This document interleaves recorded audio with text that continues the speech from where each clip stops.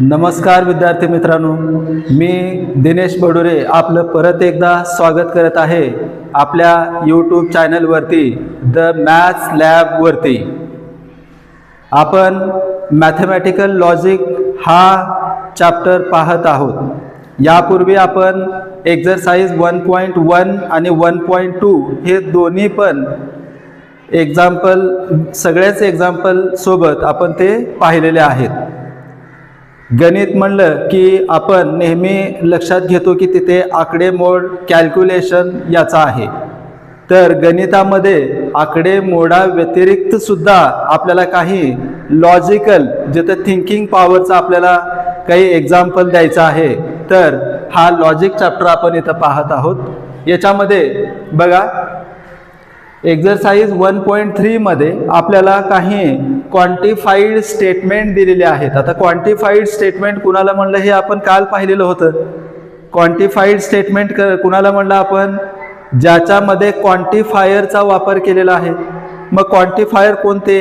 दोन क्वांटिफायर होते, एक देअर एक्झिस्ट आणि दुसरा फॉर ऑल, ज्याला की याला आपण म्हणलं एक्झिस्टेन्शियल क्वांटिफायर आणि हा आहे युनिव्हर्सल क्वांटिफायर.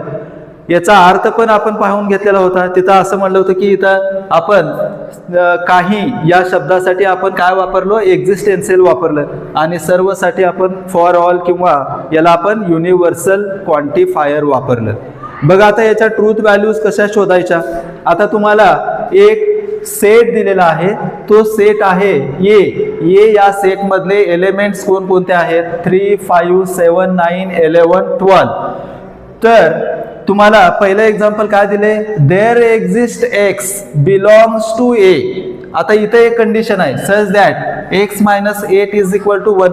आता याचं सरळ सरळ तुम्हाला लक्षात येईल किंवा एक्सच्या जागी 9 असेल तर 9 मायनस 8 म्हणजे 1. बरोबर आहे. म्हणजे इथं बघा X minus 8 is equal to 1 आहे, तर एक्स इज इक्वल टू काय असेल, 1 प्लस 8. म्हणजे एक्स बरोबर किती आहे, 9 आहे. मग 9 इथं आहे का? आहे, 9 इथं आहे.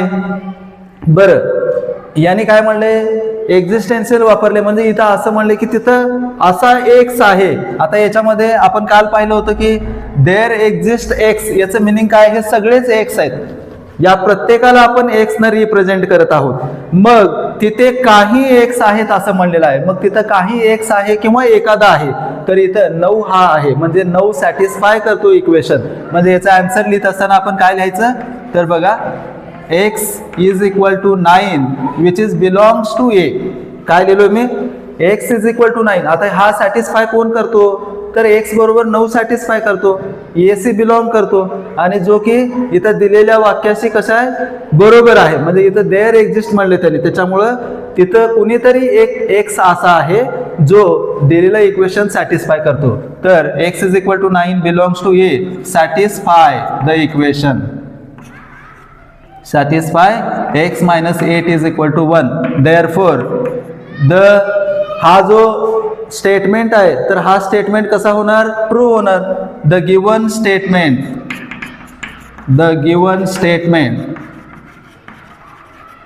Is true. आणि ट्रू स्टेटमेंट असतील तर त्याची ट्रूथ व्हॅल्यू काय लिहितो आपण, ट्रूथ व्हॅल्यू इज टी. बघा इथं देअर एक्झिस्ट म्हणलेलं होतं म्हणून ट्रू झालं. जर समजा इथं जर फॉर ऑल आलं असतं तर याचे मिनिंग असं असतं की या प्रत्येक एक्स न हा इक्वेशन सॅटिस्फाय होतो, असं त्याचं मिनिंग झालेलं असतं. आणि ते काय झालं असतं, फॉल्स झालं असतं. त्यानंतर हा खूप सोपा बीट आहे, 1 मार्काला हा प्रश्न विचारला जातो. याच्यामध्ये दुसरा क्वेश्चन जर बघितला तर असा आहे, for all X belongs to A. आता याचं मिनिंग बघा, फॉर ऑल एक्स हे सगळे एक्स जे की ए सी बिलॉंग करतात, ते काय करतात, X square plus X is an even number. म्हणजे दिलेलं कंडिशन काय आहे, X square plus X is equal to, या दोघांची जर बेरीज केला तर ते इवन नंबरच येईल. तर बरोबर आहे, कारण कोणत्याही संख्याचा जर तुम्ही विचार केला, जर समजा एक छोटी संख्या घेतो मी, 2 घेतो आणि 3 घेतो. 2 आणि 3 का बरं घेता येत आपण, कारण एक आपण इवन घेतलं, एक ऑड घेतलं. मग 2 चा स्क्वेअर म्हणजे बघा ना, इथं म्हणलं x चा स्क्वेअर, 2 चा स्क्वेअर म्हणजे किती, 4. प्लस 2 हा काय आला 6 आला, म्हणजे तो पण इवन झाला. त्यानंतर मी 3चा विचार केलो, 3चा स्क्वेअर घेतला 9, म्हणजे हा एक्स स्क्वेअर प्लस एक्स बघत आहे आपण, आणि हा एक्स आहे. ऍक्च्युअल हे ए सी बिलॉंग करतात, इथं 2 नाही, पण तरी सुद्धा एक एक्झाम्पल म्हणून मी घेतोय. तो 2 कशासाठी घेतलं की इवन नंबरचं आणि ऑड नंबर दोन्हीला पण हा इक्वेशन सॅटिस्फाय करतो का हे आपण चेक करत आहोत. मग याच्यामध्ये जर बघितलं तर एक्स स्क्वेअर म्हणजे 3चा स्क्वेअर 9, आणि एक्स म्हणजे हा 3 परत हा 12. म्हणजे बघा ना, इथं जर तुम्ही पाहिलात तर जर या एक्सची व्हॅल्यू जर मी इवन घेतलं तरी पण इक्वेशन सॅटिस्फाय होतो, त्यानंतर ऑड घेतलं तरी पण इक्वेशन सॅटिस्फाय होतो. म्हणजे सरळ सरळ इथं काय होतं की for all values of X the given condition satisfy. इथं लिहूयात आपण for all values of X belongs to A satisfy the condition. आता हा 1 मार्काचा प्रश्न असल्यामुळे तुम्ही जर डायरेक्ट त्याची ट्रूथ व्हॅल्यू आणि तो ट्रूथ आहे का नाही हे लिहिलं तरी तिथं मार्क आपल्याला मिळतील. इथं आपण फक्त त्याचं थोडंसं जस्टिफिकेशन देत आहे, त्याचं थोडंसं एक्सप्लेनेशन इथं आपण देत आहोत. मग इथं या वाक्याचा जर तुम्ही ट्रूथ व्हॅल्यू बघितला तर ट्रूथ व्हॅल्यू टी असणार आहे, कारण हे वाक्य कसं आहे ट्रू आहे.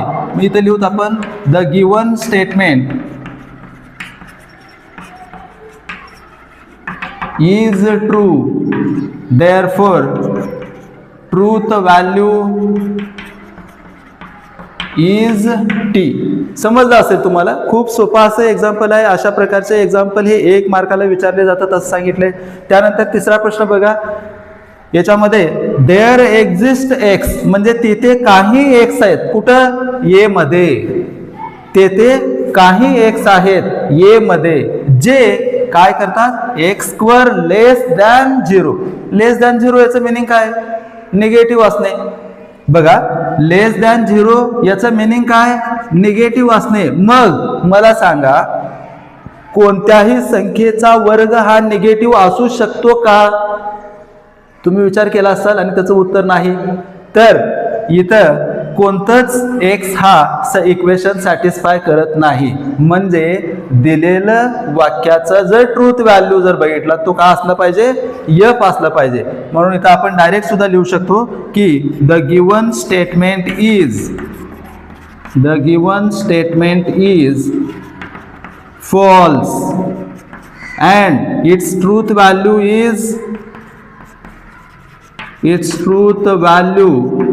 Is F.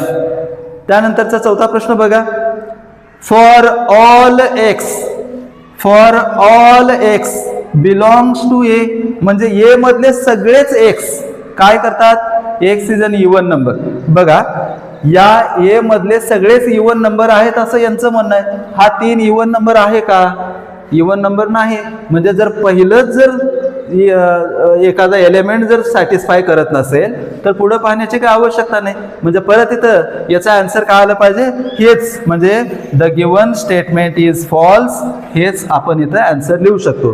काय लिहिता येईल, the given statement is false therefore the truth value is F. यानंतर याच्या पुढील प्रश्न बघू.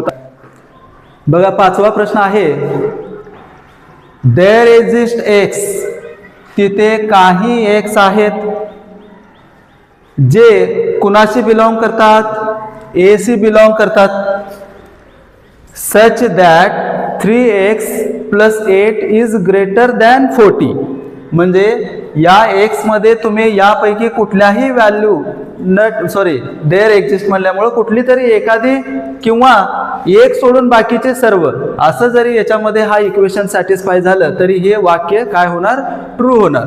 आता याच्यामध्ये जर बघितलं तुम्ही तर ऍक्च्युअल एक्स ची व्हॅल्यू काय असण्याची शक्यता आहे ते बघूया. तर प्रत्येक वेळेस एक्स ची व्हॅल्यू याच्यामध्ये ठेवून व्हेरीफाय करण्यापेक्षा किंवा इक्वेशन सॅटिस्फाय होतो का नाही याच्या करण्यापेक्षा आपण काय करूयात, डायरेक्टली एक्स ची व्हॅल्यू काढूयात. म्हणजे बघा जर असं लिहिलेलं असेल 3x + 8 हे ग्रेटर दॅन 40 आहे, बरोबर. एक्सची व्हॅल्यू काढायची मला. 3x हा greater than as it is, हा +8 जो आहे तो पुढे जाऊन -8 होणार, म्हणजे 40 - 8 म्हणजे 3x is greater than 32. x is equal to 32/3. It is equal to, जर याला जर कॅल्क्युलेशन केलं तर काय येणार आहे, 10 पॉईंट, बघा 2 उरले होते आणि जेव्हा 2च्या पुढे तुम्ही 0 घेतात तेव्हा हा 6 म्हणजे 10.6 सॉरी इज इक्वल टू न करता इथं आपण ग्रेटर दॅन लिहूयात. म्हणजे याचं मिनिंग काय बघा, x हा 10.6 पेक्षा मोठा आहे. बरं ठीक आहे, प्रश्न काय म्हणले, देअर एक्झिस्ट, म्हणजे तेथे काही एक्स आहेत मग जे कसे आहेत 10.6 पेक्षा मोठे आहेत. बघा 10.6 पेक्षा मोठे असणारे एक्स आहेत 11 आणि 12, म्हणजे दिलेलं स्टेटमेंट कसं आहे, हे ट्रू आहे. म्हणून इथं आपण असं लिहू शकतो की, किंवा इथं असं पण लिहू शकता तुम्ही, कोण इक्वेशन सॅटिस्फाय केलं हे सुद्धा लिहू शकता. म्हणजे काय लिहिता येईल बघा, एक्स इज इक्वल टू, कोण सॅटिस्फाय करतो हे इक्वेशन, 11 आणि 12 सॅटिस्फाय करतात. X is equal to 11, 12 which belongs to A, belongs to A, yes related आहे ते. आणि हे काय करतात, दिलेलं इक्वेशन सॅटिस्फाय करतात. सॅटिस्फाय द गिवन इक्वेशन, मग हा इक्वेशन सॅटिस्फाय करतो आणि तिथे काही असं दिलंय म्हणजे दिलेलं वाक्य कसं आहे, ट्रू आहे. आणि ट्रू असेल तर आपण लिहू, the given statement is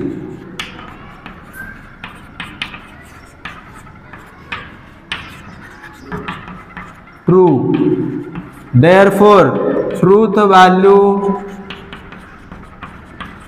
is t. बघा फार सोपा असा प्रश्न होता. यानंतर तिथं काय, फॉर ऑल एक्स, इथं कसं आहे, for all X belongs to A, म्हणजे या सेट मधले सगळे एक्स, या सेट मधले सगळे एक्स काय करतात, 2x + 9 ग्रेटर दॅन 14 हा इक्वेशन सॅटिस्फाय करतात. मग प्रत्येक व्हॅल्यू याच्यात ठेवण्यापेक्षा आपण काय म्हणलो, ऍक्च्युअली एक्स ची व्हॅल्यू शोधूयात. एक्स ची व्हॅल्यू शोधत असताना बघा 2x प्लस काय आहे equation, 2x + 9 is equal to 14, sorry 2x + 9 is greater than 14. हा +9 इकडे येऊन काय होणार, मायनस होणार. 2x is greater than 14 - 9, 2x greater than 14 मधून 9 तुम्ही सबट्रॅक्ट केल्यास किती येणार, 5. मग x ग्रेटर दॅन 5/2 म्हणजेच 2.5, sorry greater than 2.5, x is greater than 2.5. आता याच्यामध्ये त्याने फॉर ऑल एक्स, यांचं मिनिंग असं आहे की या ए मधला प्रत्येक एक्स काय आहे, 2.5 पेक्षा मोठा आहे. बघा 2.5 पेक्षा हा 3 मोठा आहे, 5 मोठा आहे, 7, 9, 11, 12 सगळ्याच व्हॅल्यूज या कशा आहेत, याच्यापेक्षा मोठे आहेत. म्हणून दिलेलं कंडिशन हे कसं असलं पाहिजे, ट्रू असलं पाहिजे. मग इथे लिहित असताना आपण असं लिहू, ऑल व्हॅल्यूज ऑफ एक्स किंवा all values of x belongs to A satisfy the given condition.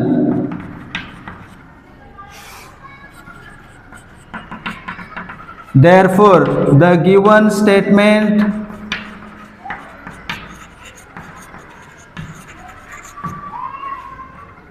is true. Therefore truth value is T.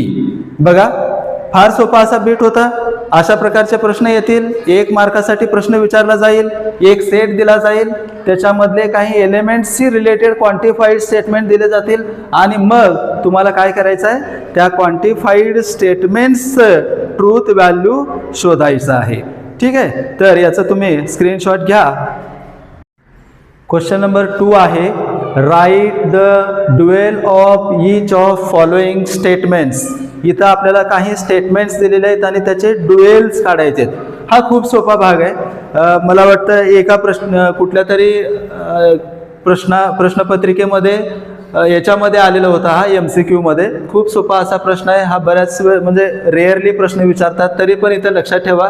Dual म्हणलं, एखाद्या स्टेटमेंटचं ड्युएल काढा म्हणलं तर फक्त तुम्हाला काय करायचं आहे, अँडच्या जागी तुम्हाला रिप्लेस करायचं आहे ऑरनं, म्हणजे अल्टरनेट. ऑरच्या जागी अँड आणि सीच्या जागी तुम्हाला टी लिहायचं आहे, म्हणजे टॉटॉलॉजी अँड कॉन्ट्रॅडिक्शन. टॉटॉलॉजी असेल तर तुम्ही तिथं कॉन्ट्रॅडिक्शन म्हणजे सी लिहा, आणि जर कॉन्ट्रॅडिक्शन म्हणजे सी असेल तर तिथं तुम्हाला टॉटॉलॉजी लिहायचं आहे. आणि अँड आणि व्ही एकमेकामध्ये रिप्लेस करायचं आहे. निगेशनमध्ये चेंज नाही, नो चेंज इन निगेशन्स. निगेशन जसं तसं तुम्हाला लिहायचं आहे. बघा इथं उत्तर लिहिताना तुम्हाला काय लिहायचं आहे, जर समजा 1 मार्काला हा प्रश्न आला तर तुम्हाला काय लिहायचं आहे, the dual of given statement is. आता इथं थोडंसं मी डायरेक्ट लिहित आहे. बघा जिथं ऑर आहे तिथं अँड, म्हणजे याचा आन्सर काय असेल, इथं लिहितो मी ड्युएल ऑफ स्टेटमेंट. दिलेला जो स्टेटमेंट आहे त्याचा ड्युएल. बघा पी ॲज इट इज, त्यानंतर ऑरच्या जागी लिहिणार अँड, त्यानंतर हा क्यू ऑर अँडच्या जागी ऑर आर. खूप सोपा असा भाग आहे, फक्त अँडच्या जागी ऑर, ऑरच्या जागी अँड. बघा पी अँडच्या जागी ऑर, क्यू ऑर आर. इथे परत पी, इथं ऑर आहे, इथं अँड लिहायचं आहे आपल्याला, पी अँड क्यू. इथं अँड आहे, ऑर लिहा, आर, आणि इथं ऑर आहे अँड यस. फक्त आपल्याला याच गोष्टी लक्षात ठेवायच्या आहेत. अँडच्या जागी ऑर, ऑरच्या जागी अँड, सीच्या जागी टी, टीच्या जागी C, no change in negation. बघा हा पी, त्यानंतर ऑर आणि negation Q as it is. त्यानंतर इथं बघा निगेशन ऑफ पी, इथं ऑर आहे अँड क्यू, इथं अँड आहे or, negation of R or yes. त्यानंतर 6वा प्रश्न बघा, निगेशन पी. लिहित असताना थोडं डिस्क्रिप्टिव्ह लिहायचं असेल, थोडं डिस्क्रिप्टिव्ह आपण सिस्टमॅटिक लिहिलं तर परीक्षेमध्ये आपल्याला मार्क व्यवस्थित पडण्याची शक्यता जास्त असते. बघा इथं जर असं एखादं एक्झाम्पल आलं तर तुम्ही तिथं लिहू शकता द गिवन स्टेटमेंट इज, आणि मग तुम्ही लिहा द ड्युएल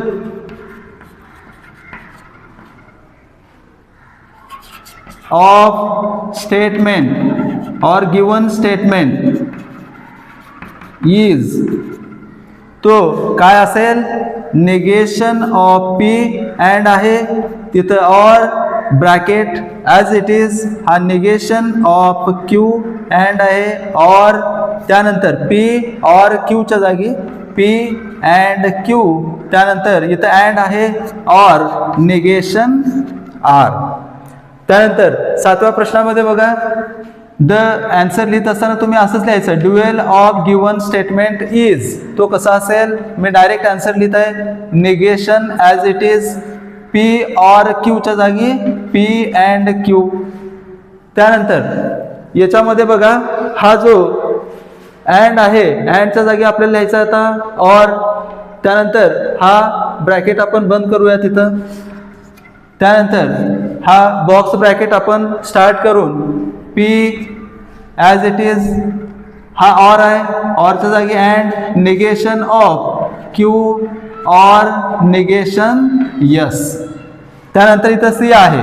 मग तुम्ही सी म्हणजेच काय म्हणलं, तुम्ही टॉटॉलॉजीच्या अगेन्स्ट आहे, टॉटॉलॉजीच्या विरुद्ध आहे, मग तो कॉन्ट्राडिक्शन असेल. इथं लिहा टी ऑर आहे अँड, हा bracket as it is, P हा ऑर, त्यानंतर क्यू अँड आर, परत हा ब्रॅकेट क्लोज.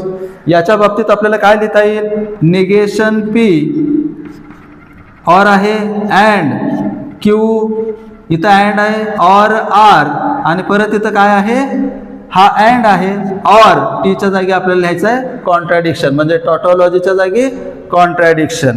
त्यानंतर शेवटचा प्रश्न आहे पी ऑर क्यू, तिथं आपण काय लिहू, पी अँड क्यू, ऑर आहे अँड, आणि कॉन्ट्रॅडिक्शनच्या जागी आपण काय घेऊ शकतो बाळांनो, तर इथं आपण टी म्हणजे टॉटॉलॉजी असं घेऊ शकतो. म्हणजे बघा इथं आपण खूप सोपा प्रश्न सोडवला. याच्यामध्ये फक्त एवढंच लक्षात ठेवलं, अँडच्या जागी ऑरच्या जागी अँड, कॉन्ट्राडिक्शनच्या जागी टॉटॉलॉजी, टॉटॉलॉजीच्या जागी कॉन्ट्राडिक्शन आणि निगेशनमध्ये कुठला चेंज नाही. ठीक आहे, तर हा प्रश्न थोडंसं समजून घ्या. आणि पुढील प्रश्न बघा, क्वेश्चन नंबर 3. याच्यामध्ये आपल्याला म्हणलेलं आहे write the negation of following. बघा, जर दिलेला स्टेटमेंट असेल तर त्याला निगेशन करण्यासाठी आपण काय म्हणलो, फक्त नॉट ॲड करायचं आहे. नसेल तर नॉट ॲड करणे, असेल तर नॉट काढून टाकणे. पण इथं तुम्हाला देत असताना हे स्टेटमेंट कसे आहेत, कंपाऊंड स्टेटमेंट आहेत. मग कंपाऊंड स्टेटमेंटचा जेव्हा आपण म्हणजे निगेशन घेत असतो, म्हणजे दोन स्टेटमेंट आहेत कंजंक्शननं जोडलेले आहेत, मग त्यावेळेस निगेशनचा रूल काय आहे बघा. इथं आपण त्याचे रूल्स लिहिलेले आहेत. Negation of P and Q म्हणजे कंजंक्शन असेल तर पी अँड क्यू चं निगेशन काय होणार, फक्त अँडच्या जागी ऑर घेणे आणि सेपरेट निगेशन. काय लक्षात ठेवलं, सेपरेट निगेशन, अँडच्या जागी ऑरच्या जागी अँड. हे जे दोन्ही रूल्स आहेत याला आपण डी मॉर्गन्स लॉ असं म्हणतो. काय म्हणतो याला, डी मॉर्गन्स लॉ. परत बघा, negation of P implies Q. Implication मध्ये जेव्हा तुम्ही दोन वाक्य जोडलेले आहेत आणि त्याचं निगेशन घ्यायचं असेल तर त्यावेळेस पहिला जसा तसा, first statement as it is and negation of second, first as it is and negation of second. आणि डबल इम्प्लिकेशन मध्ये बाय कंडिशनल मध्ये काय करायचं, निगेशन घेत असताना first as it is and negation of second, or second as it is and negation of first. म्हणजे बघा, P and negation Q पहिला आणि दुसऱ्याचा निगेशन, ऑर दुसरा आणि पहिल्याचा निगेशन. बघा, सोपे रूल्स आहेत. या सगळ्या रूल्सचा वापर करून आपल्याला कंपाऊंड स्टेटमेंटचं काय करायचं आहे, निगेशन शोधायचं. आता पहिल्या एक्झाम्पलमध्ये बघा, इथं दिलेला एक स्टेटमेंट आहे, त्याच्यामध्ये दोन स्टेटमेंट हे ऑरनं जोडलेले आहेत. मग पहिल्यांदा तुम्हाला काय करावं लागेल, या स्टेटमेंटला पहिल्याला सिम्बॉलिक फॉर्ममध्ये लिहावं लागेल. मग सिम्बॉलिक फॉर्ममध्ये लिहूयात आपण, let P and Q. P घेऊयात आपण x + 8 ग्रेटर दॅन 11 आणि y - 3 इज इक्वल टू 6. या दोन इक्वेशनचं सिम्बॉलिक फॉर्म काय असेल, symbolic form is, symbolic form काय असेल, या हा पी आहे, हा क्यू आहे, हा ऑर आहे, पी ऑर क्यू. आता याचा निगेशन घ्यायचं तुम्हाला. We know negation of P or Q is equivalent to, काय करतो आपण, सेपरेट निगेशन आणि अँडच्या जागी ऑरच्या जागी अँड. इथं ऑर आहे म्हणून अँड. हा डी मॉर्गन्स लॉ म्हणतो आपण. म्हणजे बघा, आता याचं स्टेटमेंटचं जेव्हा आपल्याला काय करायचं, आता निगेशन घेत असताना काय करणार तुम्ही, पहिलं वाक्य काय होतं, x + 8 इज ग्रेटर दॅन 11. आता तुम्ही त्याचं निगेशन घेणार, म्हणजे निगेशन ऑफ पी म्हणजेच काय येणार, x + 8 इज, आता एक तर तुम्ही लेस दॅन ऑर इक्वल टू लिहू शकता किंवा सरळ सरळ. हे बघा, लक्षात घ्या, जेव्हा ग्रेटर दॅन असेल तर त्याचा निगेशन घेताना एक तर तुम्ही लेस दॅन ऑर इक्वल टू घेऊ शकता किंवा सरळ सरळ याला तुम्ही अशा पद्धतीने कट केलं तरी चालेल. म्हणजे हा जर सोपा वाटत असेल तर हेच तुम्ही ठेवू शकता. म्हणजे बघा, आपण त्याच पद्धतीने करूयात. इथं आपण असं लिहूत, the negation of given statement, the negation of given statement is, काय असेल बघा, पहिल्याचा निगेशन. बघा, पहिल्याचा निगेशन म्हणजे x + 8, काय करणार मी, इथं होतं greater than, is not greater than 11 आणि इथं ऑर होतं, त्याला काय लिहिणार, अँड. आणि y - 3 इथं इज इक्वल टू आहे, त्याला काय करणार तुम्ही, इज नॉट इक्वल टू आणि 6. बघा, खूप सोपा आहे. आपण हा रूल वापरला जेव्हा डी मॉर्गन्स लॉ वापरला आपण, त्याच्यामध्ये निगेशन ऑफ दोन स्टेटमेंट दिलेत. मग तिथं काय केलं तुम्ही, एक तर सेपरेट निगेशन घेतलात, सेपरेट निगेशन, आणि जिथं ऑर होतं तिथं अँड घेतलात. म्हणजे हा वाक्य, हा जो स्टेटमेंट आहे हा घेतलात तुम्ही, त्याचं निगेशन घेतलात. म्हणजे इथं ग्रेटर दॅन होतं, नॉट ग्रेटर दॅन घेतलात. त्यानंतर इथं इज इक्वल टू होतं, इथं नॉट इक्वल टू लिहिलात. ठीक आहे. आणि इथं ऑरनं जोडलेलं होतं तर तुम्ही इथं अँडनं जोडलं. ओके. त्यानंतर दुसरा प्रश्न बघा, इथं 11 लेस दॅन 15 अँड 25 ग्रेटर दॅन 20 दोन स्टेटमेंट्स आहेत, आणि हा एक कंपाऊंड स्टेटमेंट आहे, अँडनं जोडलेला आहे. परत इथं डी मॉर्गन्स लॉ वापरायचं तुम्हाला निगेशन घेताना. पहिल्यांदा सिम्बॉलिक फॉर्म लेट, पी म्हणजेच काय घेऊत आपण, 11 लेस दॅन 15, क्यू दुसरा statement 25 greater than 20. Symbolic form बघा, सिम्बॉलिक फॉर्म काय असेल, अँड जोडले पी अँड क्यू. मग याचं निगेशन घ्यायचं तुम्हाला माहिती आहे, जेव्हा आपण पी अँड क्यूचं निगेशन घेतो तेव्हा सेपरेट निगेशन आणि अँडच्या जागी or, D Morgan's law. Okay. त्यानंतर आता याचं निगेशन घेऊ, the negation of given statement, the negation of given statement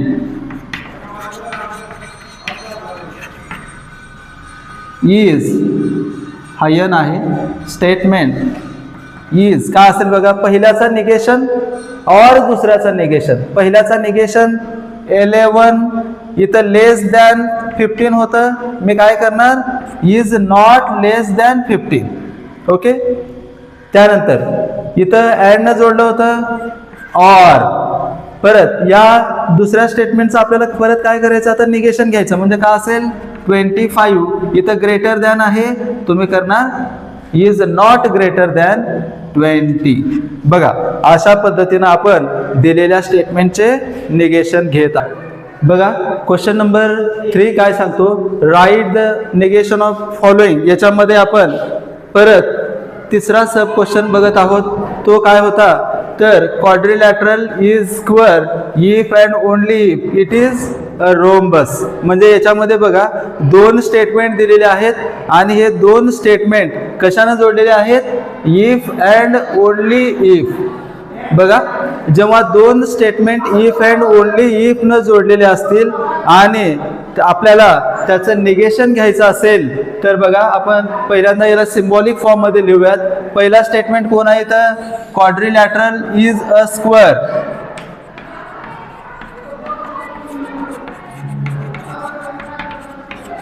quadrilateral is a square, हा पहिला स्टेटमेंट. दुसरा स्टेटमेंट बघा, हा इफ अँड ओनली इफ न जोडलेला आहे. पुढचा भाग इट इज अ रोम्बस, हा इट कुणासाठी वापरला गेला आहे, क्वाड्रिलॅटरल साठी. मग परत तिथं आपण लिहू क्वाड्रिलॅटरल इज अ रोम्बस. आता याला जोडलेलं कशानं आहे, याला जोडलेलं आहे इफ अँड ओनली इफ, म्हणजे डबल इम्प्लाइज. सिम्बॉलिक फॉर्म काय होईल, पी डबल इम्प्लाइज क्यू. आणि याचा आता निगेशन घ्यायचं तुम्हाला. निगेशनचा रूल काय आहे त्याच्यामध्ये, negation of P double implies Q. तेव्हा आपण काय लिहितो, first as it is and negation of Q, और second as it is negation of first. त्याच पद्धतीने आपण इथं लिहूयात, therefore negation of P double implies Q is equivalent to,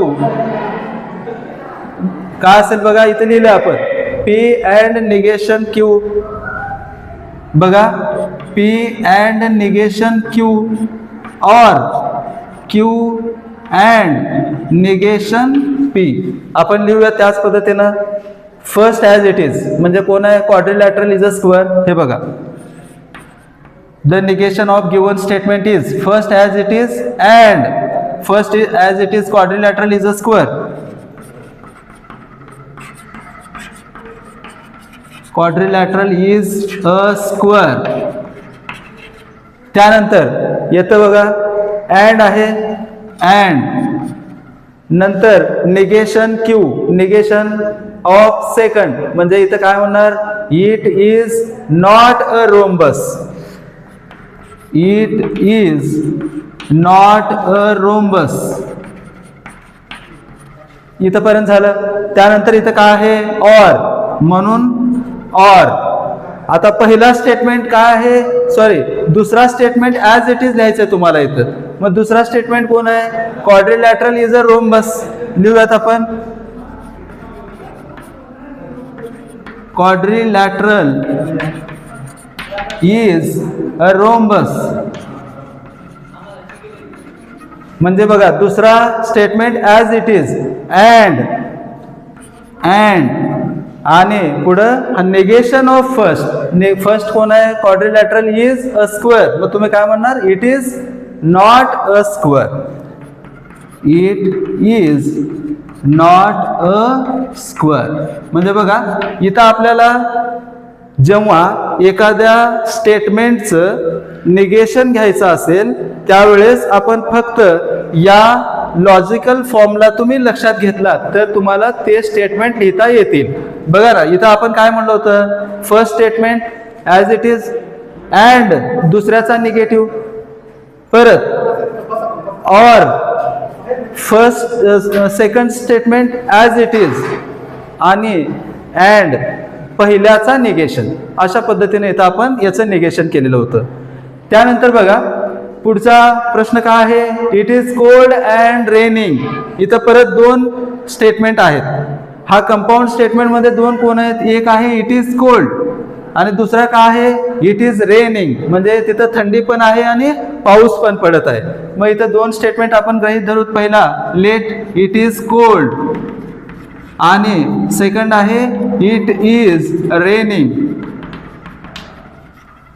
या दोन स्टेटमेंटला अँड न जोडलेला आहे म्हणून सिम्बॉलिक फॉर्म काय होणार, symbolic form is P and Q, and न जोडलेला आहे.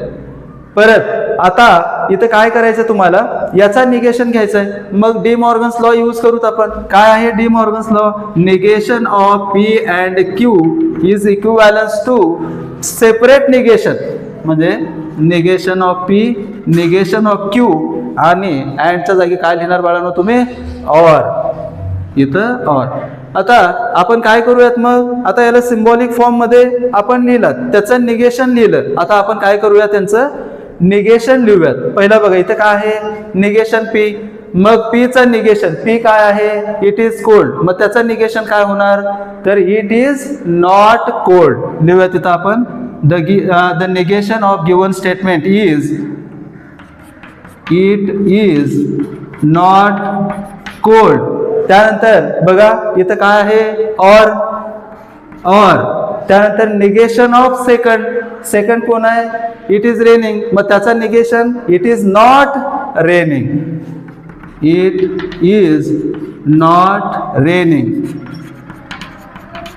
म्हणजे इथं दिलेला जो कंपाऊंड स्टेटमेंट आहे तर त्या कंपाऊंड स्टेटमेंटला तुम्ही काय केलात, त्याचं निगेशन घेतलात आणि आपण एकंदरीत त्या वाक्याचं निगेशन घेतलेलं आहे. यापुढील प्रश्न बघा. त्यानंतरचा हा पाचवा प्रश्न दिलेला आहे, if it is raining then we will go and play football. बघा या वाक्यामध्ये थोडंसं तुम्ही लक्ष दिलात तर इथं तीन स्टेटमेंट दिसतात तुम्हाला. ते तीन स्टेटमेंट्स कसे आहेत बघा. पहिला आहे इट इज रेनिंग, हा पहिला स्टेटमेंट. त्यानंतर वी विल गो हा सेकंड स्टेटमेंट आणि प्ले फुटबॉल म्हणजे आम्ही फुटबॉल खेळतो. आता याच्यामध्ये पी क्यू आर घेत असताना दोन सेट दिलेले आहेत त्याने. पी पहिला स्टेटमेंट घेऊत आपण, इट इज रेनिंग. त्यानंतर क्यू वी विल गो आणि आर एक स्टेटमेंट घेऊत आपण, तो काय आहे, वी प्ले फुटबॉल.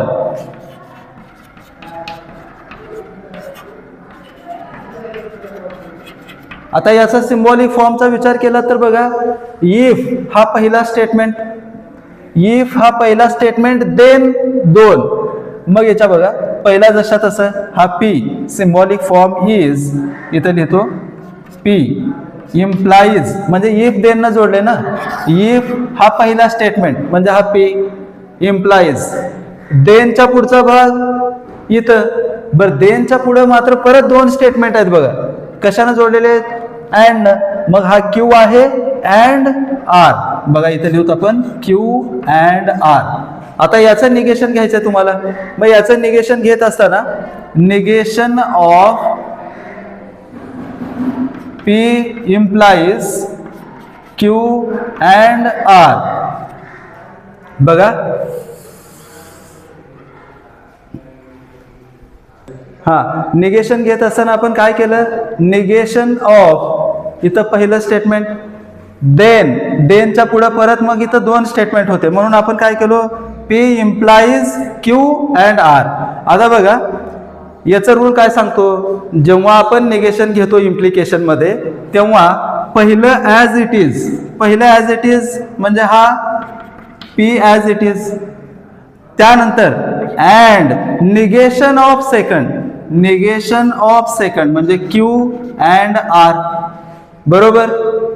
आता it is equivalent to P and, आता परत इथे de Morgan's law, negation of Q and R, मग काय करतो आपण? Separate negation.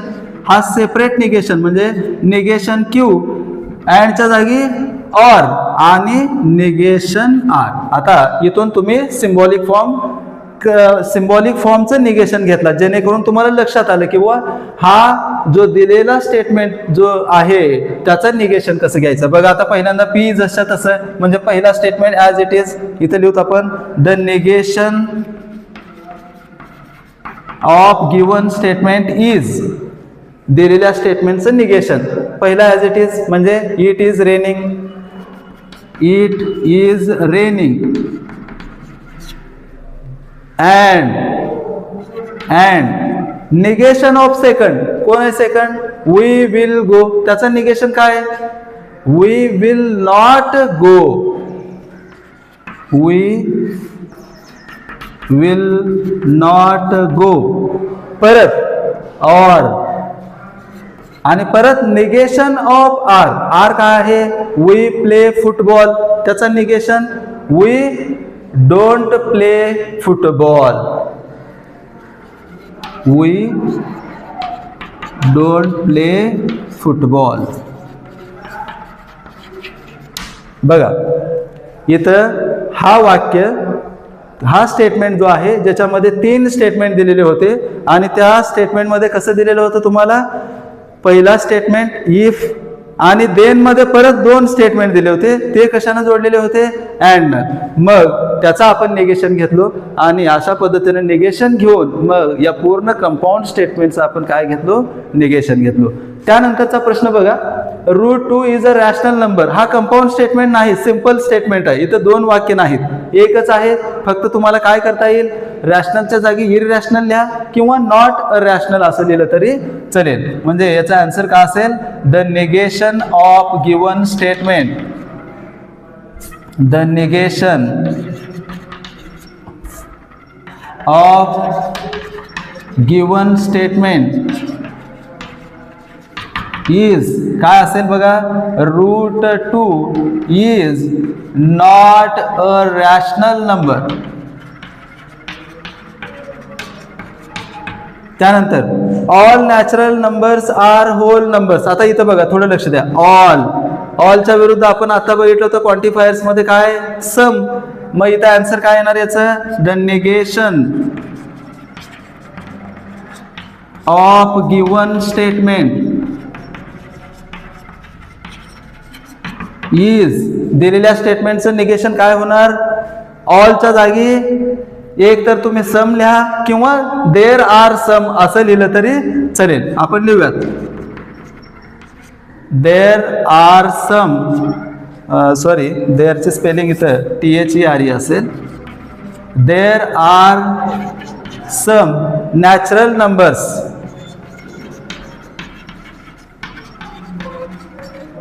There are some natural numbers. आता इथं याचं निगेशन करायचं आहे, त्याच्या विरुद्ध करायचं. There are some natural numbers are not whole numbers. Are not whole numbers. बघा इथं काय लक्षात ठेवलं आपण, तर इथं जो युनिव्हर्सल क्वांटिफायर होता त्याला तुम्ही कशात कन्वर्ट केलात, एक्झिस्टन्शियल मध्ये कन्वर्ट केलात. आणि एक्झिस्टन्शियल मध्ये कन्वर्ट करून पुढच्या वाक्याचं काय केलात, निगेशन केलं. म्हणजे जिथं ऑल होतं तिथं काय लिहिलं तुम्ही, there are some natural numbers are not whole number. ठीक आहे. तर याच्या पुढील भाग बघूयात आपण. हा बघा, तर आपण इथे कंपाऊंड स्टेटमेंट्सचे निगेशन पाहिले. क्वेश्चन नंबर 3 मध्ये दिलेल्या कंपाऊंड स्टेटमेंटचं निगेशन करत असताना आपण रूल्स ऑफ निगेशन वापरले. आता त्यामध्ये 2 प्रश्न शेवटचे राहिलेले होते, तुम्ही ते स्वतःहून प्रयत्न करा, आपल्याला येतात का त्याचा तुम्ही सराव करा. निगेशन करत असताना तुम्ही सगळे निगेशनचे रूल वापरले. इथं लॉजिकमध्ये निगेशन तुम्ही केलात, पण आयुष्यामध्ये काही वाक्याचं निगेशन करू नका असं माझं तुम्हाला म्हणणं आहे. ते म्हणजे चांगलं वागा, त्यानंतर मी सर्वांना आनंदी ठेवेन किंवा मी विजेता होणारच, या वाक्याचं निगेशन आपण कधीच करू नये असं मला वाटतंय. त्यानंतर बघा क्वेश्चन नंबर 4 मध्ये काय दिले, write converse, inverse and contrapositive of given statement. काही स्टेटमेंट्स दिले तुम्हाला आणि मग तुम्हाला काय करायचं आहे, त्यांचं कॉन्व्हर्स, इनव्हर्स आणि कॉन्ट्रा पॉझिटिव्ह. मग का आहे कॉन्व्हर्स, का आहे, यापूर्वीच्या आपण लेक्चरमध्ये पाहिलेलं होतं. किंवा एखादं P इम्प्लाइज Q, जेव्हा इम्प्लिकेशनमध्ये एखादं एक्झाम्पल असेल तर त्याचं कॉन्व्हर्स कसं घेतो आपण, एक्झॅक्टली विरुद्ध. म्हणजे इफ P देन Q असेल तर विरुद्ध काय घेणार, if Q then P. Inverse काय असेल, याचा फक्त निगेशन घ्यायचं. दिलेल्या स्टेटमेंटचं इनव्हर्स म्हणजे दिलेला स्टेटमेंट जसं तसं लिहिणे, फक्त नॉट वापरणे. Negation of first, negation of second, implication जसं तसं. आणि कॉन्ट्रा पॉझिटिव्ह म्हणजे काय म्हणलो तुम्ही, तर या इनव्हर्सचा विरुद्ध, म्हणजे इफच्या जागी देन, देनच्या जागी इफ. आपण बघूया इथं एक्झाम्पल काय दिलं बघा, if X is less than Y then X square less than Y square. इथं आपण गृहीत धरूत लेट पी हा स्टेटमेंट घेऊत आणि क्यू एक घेऊत, पी घेऊत आपण एक्स लेस दॅन वाय आणि हा आहे X square less than Y square. याचा सिम्बॉलिक फॉर्म लिहूत आपण. सिम्बॉलिक फॉर्म इज काय असेल, सिम्बॉलिक फॉर्म इफ देन न जोडले म्हणजे P इम्प्लाइज Q. आता याचा कॉन्व्हर्स कसं लिहितो आपण, Q इम्प्लाइज P लिहितो. म्हणजेच काय होणार बघा, Q इम्प्लाइज P म्हणजेच उलट, इफच्या जागी देन, देनच्या जागी इफ. म्हणजे इथं इफ होतं, इथं देनच्या जागी मी इफ लिहिणार. म्हणजे if X square less than Y square then हा एक्स लेस दॅन वाय. खूप सोपं आहे. त्यानंतर इनव्हर्स घेऊया. त्याचं इनव्हर्स घेताना काय घेतो आपण, इनव्हर्स घेताना दिलेला जो स्टेटमेंट आहे जसं तसं फक्त नॉट वापरून प्रत्येकाचं निगेशन करणे. म्हणजे पहिलं वाक्य काय होतं बघा, हा इफ एक्स लेस दॅन होतं, याला करणार me is not less than Y. किंवा तुम्हाला सांगितलंय मी लेस दॅनच्या जागी तुम्ही आज पण लिहू शकता. त्याचं निगेशन करत असताना तुम्ही एक तर ग्रेटर दॅन और इक्वल टू लिहू शकता किंवा याला फक्त असं कट केलं तरी चालेल. मग if X is not less than Y then X square is not less than Y square. आणि आता शेवटचं काय घेतो आपण, कॉन्ट्रा पॉझिटिव्ह. कॉन्ट्रा पॉझिटिव्ह कसं, तर याचं तुम्हाला आपण इनव्हर्स घेतलं, ठीक आहे. कॉन्ट्रा पॉझिटिव्ह घेत असताना याच्या विरुद्ध घ्यायचं आपल्याला कॉन्व्हर्स कसं घेतो आपण, कॉन्ट्रा पॉझिटिव्ह आहे.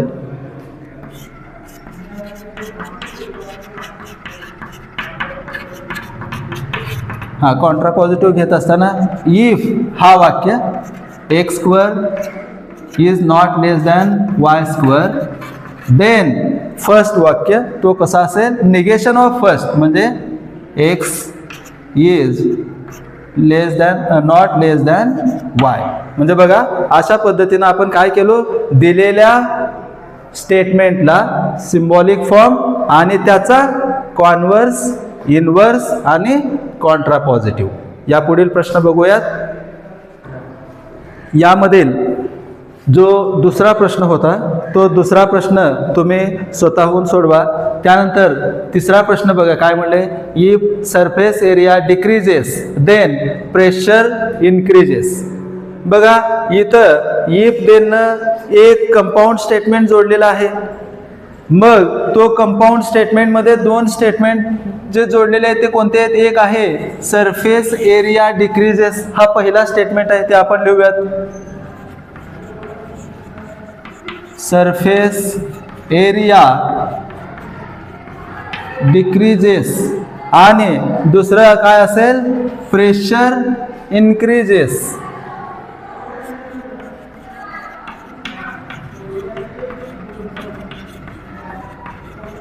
Pressure increases. आता याचा सिम्बॉलिक फॉर्म काय असेल, P implies Q. P implies Q चा कॉन्व्हर्स काय आहे, Q इम्प्लाइज P. म्हणजे जिथं इफ तिथं देन, जिथं देन तिथं इफ. म्हणजे बघा इथं इफच्या जागी देन लिहायचं आहे तुम्हाला आणि येथून इफ. इफ प्रेशर इन्क्रीजेस, बघा if pressure increases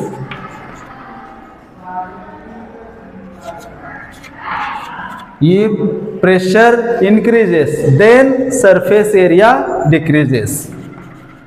Then surface area decreases. हा झाला.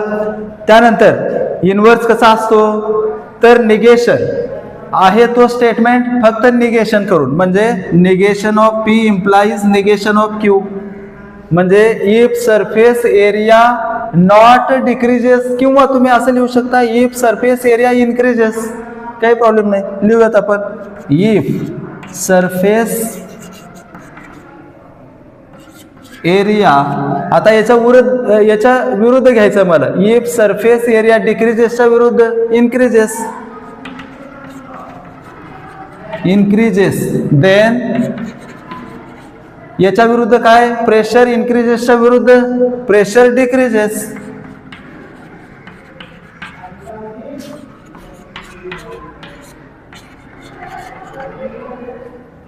त्यानंतर बघा कॉन्ट्रा पॉझिटिव्ह म्हणजे काय असेल, याच्या विरुद्ध, म्हणजे negation of P implies negation of Q.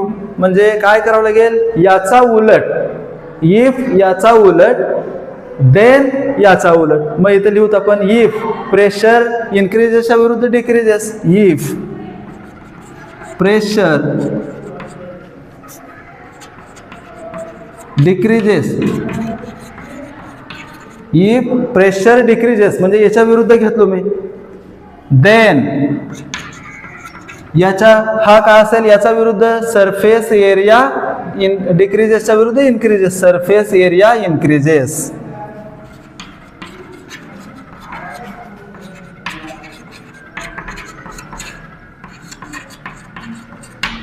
बघा इथं आपण आजच्या बीटमध्ये काय काय कव्हर केलो, तर इथं आपण कव्हर केलो पहिल्यांदा पहिल्या क्वेश्चनमध्ये तुम्ही ड्युएल्स पाहिले.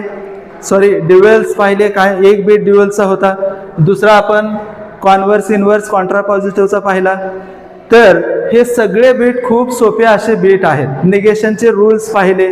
तर हे सर्व एक्झाम्पल आपल्याला व्यवस्थित सोडवायचे आहेत, परत सराव करायचा आहे. आणि तुम्हाला काही अडचणी असतील तर निश्चित तुम्ही मला कमेंट करणं अपेक्षित आहे.